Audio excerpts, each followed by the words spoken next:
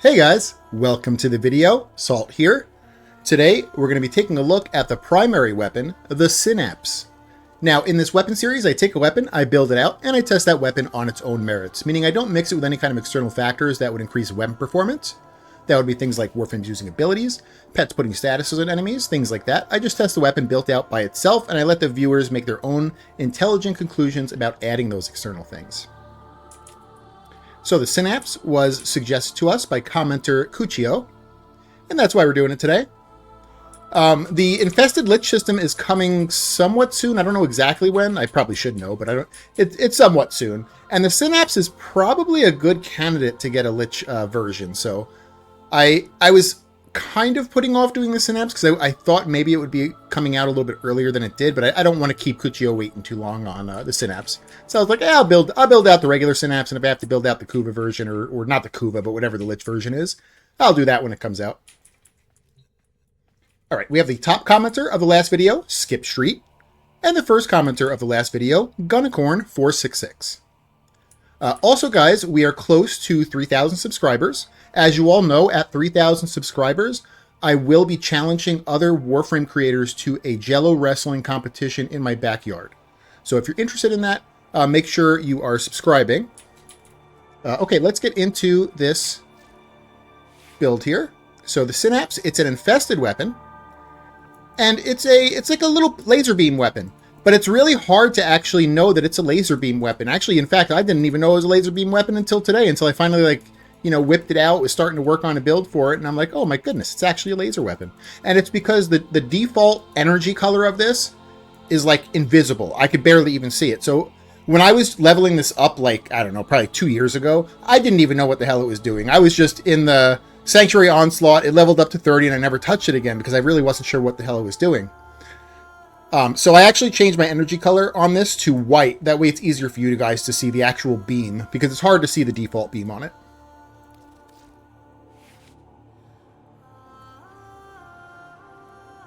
Okay. Interesting things about the Synapse? Not too much, really. There's not really any, unique things other than a couple. So the weapon starts with Corrosive. That is really nice. Corrosive is an amazing stat on a weapon. And it's because Corrosive and Viral usually fight each other to be on a low alpha damage weapon. This is a low alpha damage weapon. And the reason they fight each other is because they're pretty much like the same DPS. Corrosive will sometimes eke out Viral in pure Grenier maps, or on Murmur enemies. Corrosive will usually eke out Viral by a bit. And Viral will usually eke out damage on the rest of the factions. But if you have a weapon like this that has innate corrosive and it's a low alpha weapon, then you can still put Viral on and it's going to be amazing. Okay, the other interesting thing is its unique trait here.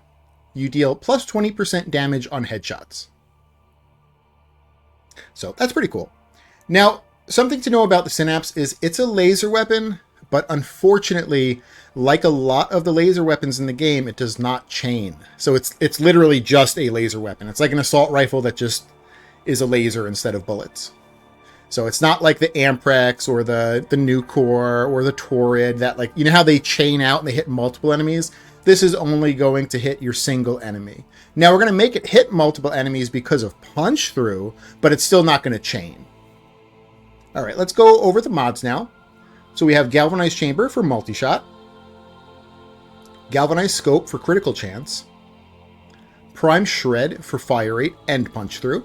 Prime Shred is going to be your best fire rate mod on this weapon because of the punch through, but it's a login reward, unfortunately. And so if you don't have Prime Shred, you're going to use Vile Acceleration.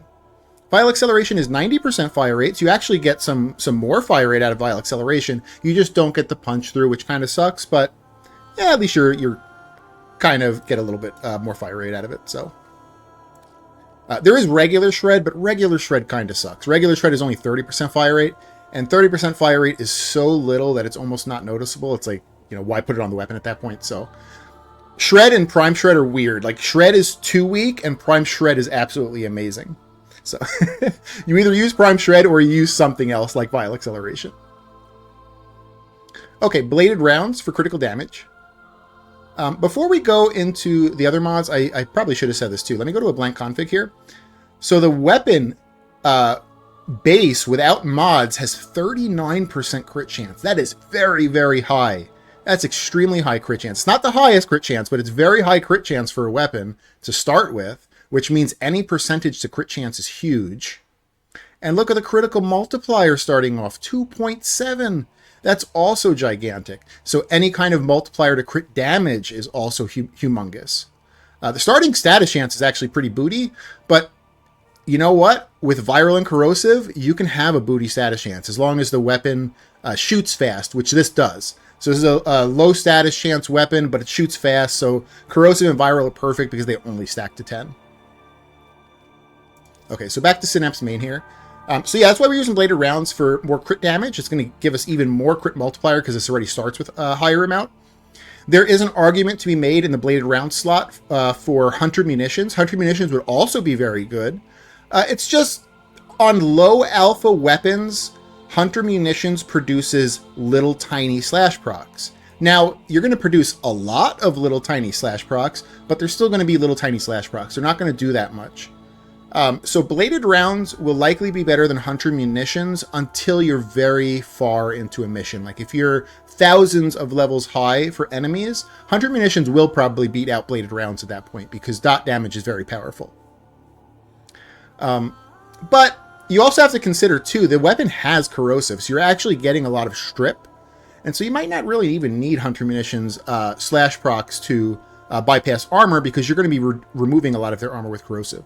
So, you know, bladed rounds, Hunter munitions, there's arguments for both of them. I think bladed rounds is the better option. Okay, next slot here, we're going to have critical delay for critical chance. And vital sense for critical damage. And then the last two slots here, we're going to go with viral. So we have malignant force, which is going to be the 60-60 toxin. And rhyme rounds is the 60-60 cold to make viral. There's another argument to be made for the viral slots, instead of rhyme rounds, to use primed cryo rounds. Okay, and that would be a fair argument to make. And it's because this is a fast-firing weapon, and we only have statuses that stack to 10, so we don't need to produce a crap load of statuses because they only go to 10. Now, my argument for using both 60-60s is that you don't just have viral, you have corrosive. So you have two statuses that you need to get to 10. And getting quicker stacks of corrosive, like getting a full stack of corrosive and a full stack of viral quicker by having both 60-60s with status chance, will actually give you more damage than the just flat damage you're going to get out of primed cryo rounds. So that's my reasoning, but there is definitely an argument to be made that prime cryo rounds is possibly equal or better than rhyme rounds. But the differences in damage are going to be so small you're not going to be able to tell them in the simulacrum. You'll maybe be able to tell them later in the game, like when enemies are very, very high level, but you're not going to be able to tell the difference between these two in the simulacrum. Okay, in the Exila slot, we're going to go with Sinister Reach. So this weapon has I should have written this down. I believe it was 29. I'm going to guess, but I'm pretty sure it was 29. I think it's a 29 meter innate beam length, which is pretty good, but I think I can make it better, right? Like Sinister Reach is going to give you plus 12 meters to that. So instead of 29, it's going to be, what is that? 39, 41 meters. Which I think 41 is perfect. 41 will hit the edges of most big tile sets. So I like Sinister Reach here. The other option for the Exila slot is going to be Vigilante Supplies. So 5% chance to enhance critical hit from primary weapons.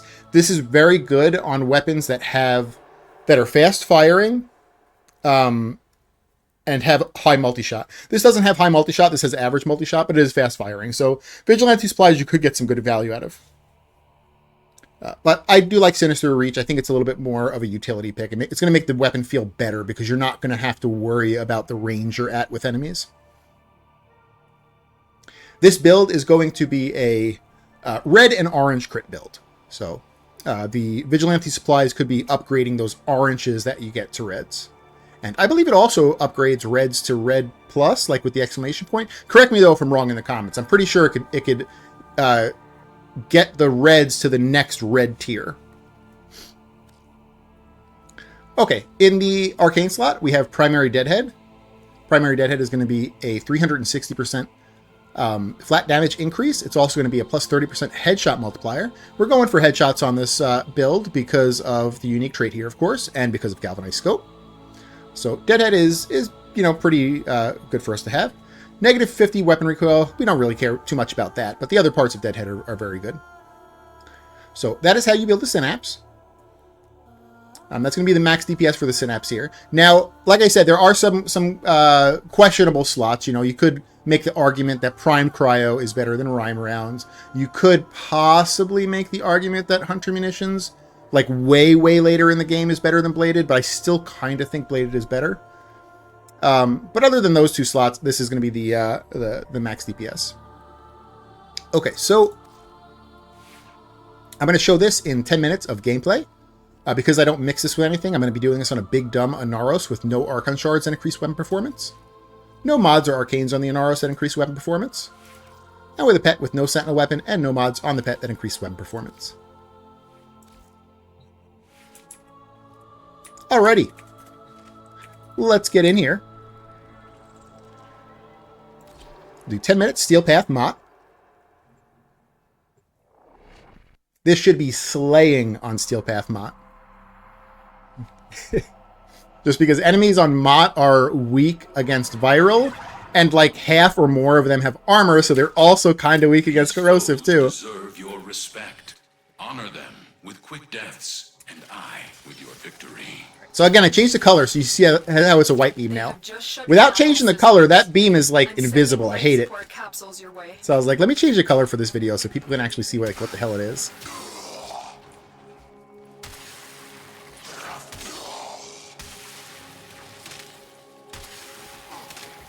Alright, come on, let's get some spawns here. I think they all spawn behind me.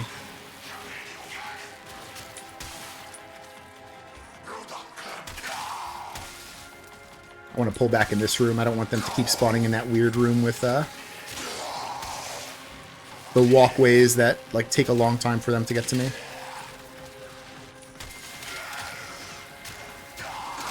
This is an extremely powerful beam. In fact, this is probably stronger than most of the beam weapons in the game.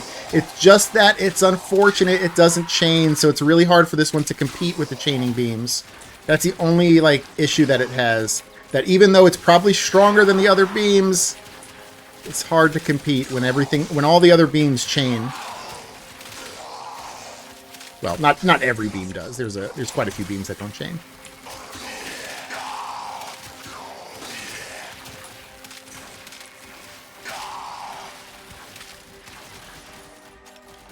Now, we're helping it out a little bit by giving it punch through, so you definitely want to play it in a way where you can line enemies up to get multiple hits per shot, or per beam tick or whatever.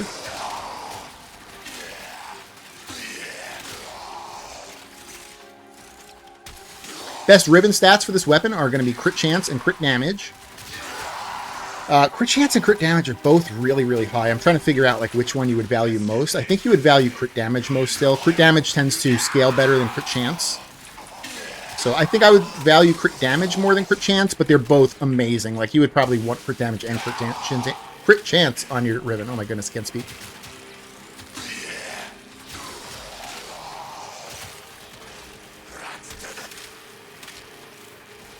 So our top commenter from the last video, Skip Street, he requested a video on the Orvius, which is like one of the glaives in the game. I have a glaive currently that was... Actually, I have two glaives that were recommended. I have the Zorus and I think Glaive Prime itself. So I think this week I'll either do the Zorus or Glaive Prime, or maybe even both. And next week I'll get that Orvius done. Just because the other two were suggested before it, but I'm interested in the Orbius. I think it could be kind of cool.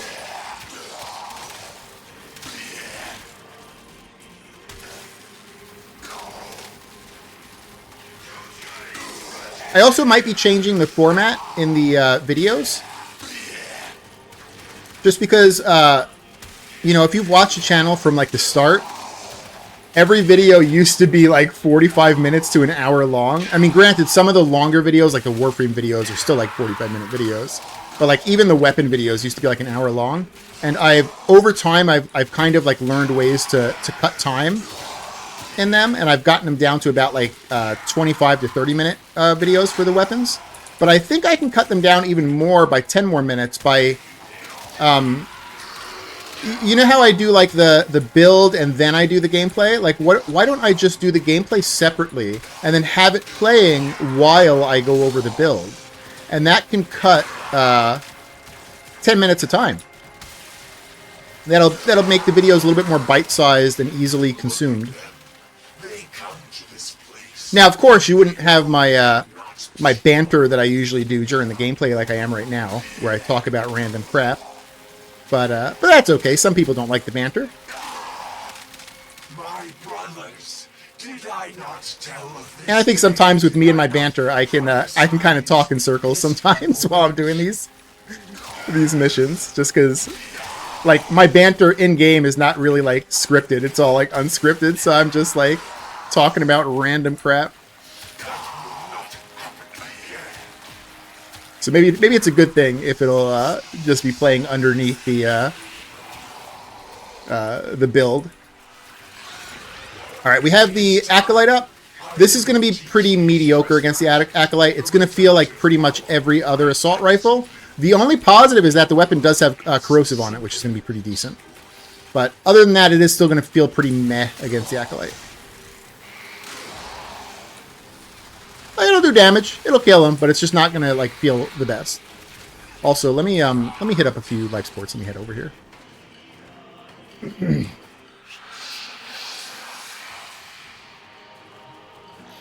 I'll hit like 3 of them. When you need it, extraction is ready. And I might also be messing around with the thumbnails too. So the thumbnails I might mess around with just because right now I use I use Paint 3D to make my thumbnails. And there's only so much you could do on Paint 3D, so I think I actually have to like start using Photoshop, which I have no idea how to use. So I have to teach myself how to use it and where to download it. And I don't know if I can get it for free or not, or if I have to pay for it. But so I got to figure that all that stuff out. But I need to make my thumbnails a little bit maybe more colorful. I do like the black background behind the weapon because it makes the weapon pop out more. If you've watched my videos from the start. I used to have like a AI generated background that was pretty, but it was hard to actually see the weapons like on top of that background. So I think the flat black with the weapon on top is nice, but I want to add some more color to it. So like maybe the left side where I usually have, you know, the weapon I'm doing, maybe I'll have more color there. But like I said, on Paint 3D, I'm super limited on what I can do. So maybe I should learn Photoshop. And Torment's just living his best life. Where is he? He's up here? He's right here. Let's try to get him out. Torment's also the really annoying Acolyte that keeps going behind you. So even when you do get a good shot on him, all of a sudden he'll like TP behind you. I need to hit like 1 life support at least. I'm going to put some status immunity on. This is the only thing that this ability does. It doesn't do anything for affecting the weapon. It's just status immunity.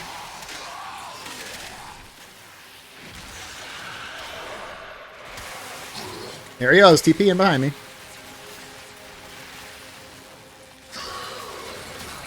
Got him. Yeah, I think this would be a really good candidate to be one of the like Lich weapons that are coming out. I don't know how they would make this competitive though. I feel like they would need to make it into a chaining beam. I think if they kept it as a single beam, it's still not going to be competitive unless they like make it have another effect. But I feel like a lot of the Tenant and Sister weapons don't actually give like more effects. They just give increased stats. So I don't know if this will actually get another effect. Or if it's just going to be the same thing with like slightly increased stats. Which, like, the stats are already good. It already has amazing stats. It's just that it's not going to compete with the chaining beams, unfortunately. So if they don't change how this weapon works, I don't know. I don't know how strong it'll be. Now, if they give it chaining, oh my goodness, things gonna be strong. innate corrosive with crazy friggin' crit damage and crit chance stats. And maybe chaining. Ooh, that'd be pretty good.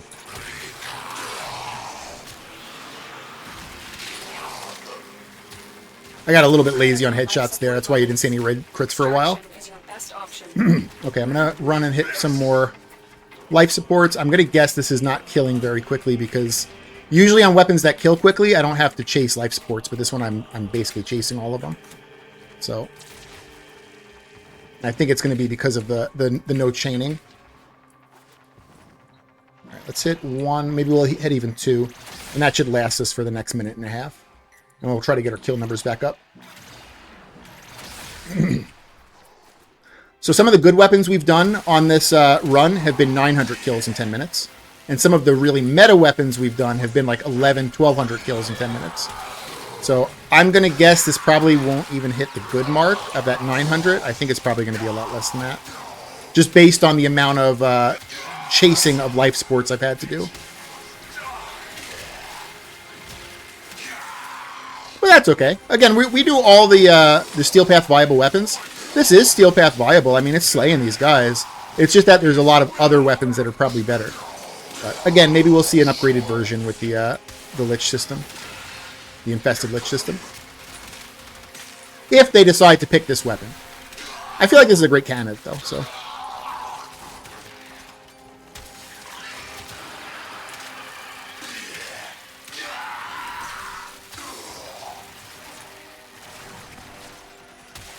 $20 seconds. Come on, let's get our kill counts up. When I do a tier list eventually, I base a lot of my list on the kill counts of these like 10-minute runs. So we'll see. We'll see if we can get it into a decent tier instead of doo-doo tier. But I don't know. We were doing a lot of chasing of life sports. We probably spent a good 2 minutes like chasing life sports. All right, there we go. 10 minutes. 10 minutes. Okay. Let's see here. 528. Okay. 528 is not the best kill count. It's probably more like... I still don't think we've established an average category. We've done a lot of strong weapons recently. So I don't know if like the 500-600s will be average. It probably will be. So this is probably like an average weapon. I need to do more average type weapons so I could establish like what the average weapons should be hitting. But I know the good weapons are hitting like 900, and I know the meta weapons are hitting like 11 to 1200. So 528. Was greater. This is good. And there's kind of like a reverse snowball effect where when you start needing to chase life supports because a weapon is weak, it looks even weaker because now you're not killing while you're chasing those life supports. So it's like a reverse snowball effect where it gets worse and worse because you're chasing life supports. All right, so that was the Synapse. Pretty cool weapon. I still think it's worth building out. I'm pretty sure you just get it from the dojo, so I think it's a pretty easy weapon to get and to build. You know, is it meta? Absolutely not. Is it amazing? Absolutely not. But it's still Steel Path viable. Pretty easy to build. And yeah, that's about it. If you liked it, consider giving it a like. If you haven't subbed yet, consider subbing or tell me what I can do to earn your sub. And I hope you guys have an amazing day. All right, bye.